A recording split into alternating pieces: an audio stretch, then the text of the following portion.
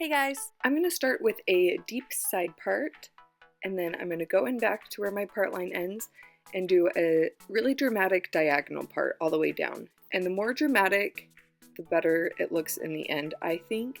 Tie off one side with an elastic, and now I'm going to do a French braid. Take a little section on top, split it into 3, cross the outside strands over the middle, and then incorporate hair to both outside pieces and cross it over the middle. I'm taking kind of big sections because I want this braid to be really big in the end, so you can take really big sections, even bigger ones than I'm taking here, and I'm just going to continue adding in all of the hair on both sides, doing a French braid all the way down.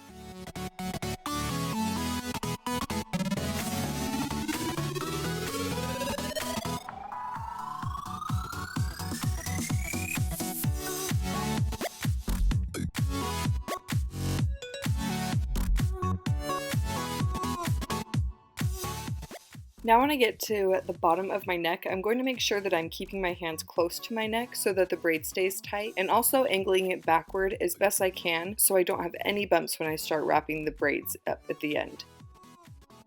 I'm going to do the exact same thing on the other side.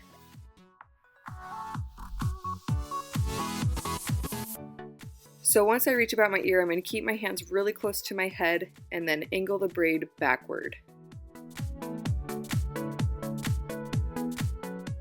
When you get to the bottom, tie it off with an elastic, and this is what it looks like in the back. Now I'm taking my favorite hairspray and I'm going to pull on those inside loops, and I'm only going to be pulling on those inside loops like you see right here. So I'm just focusing on the back side of the braid first, pulling on the very outer edges of those loops, making the braid nice and big.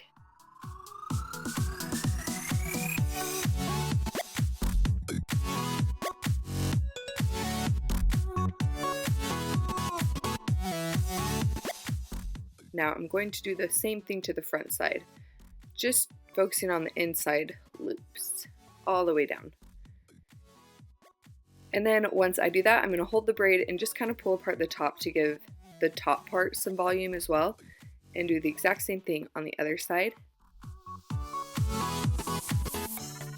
Once I have my 2 braids, I'm going to take one side and just wrap it around in a circle, and then make sure to bobby pin the ends underneath so you don't see ends sticking out.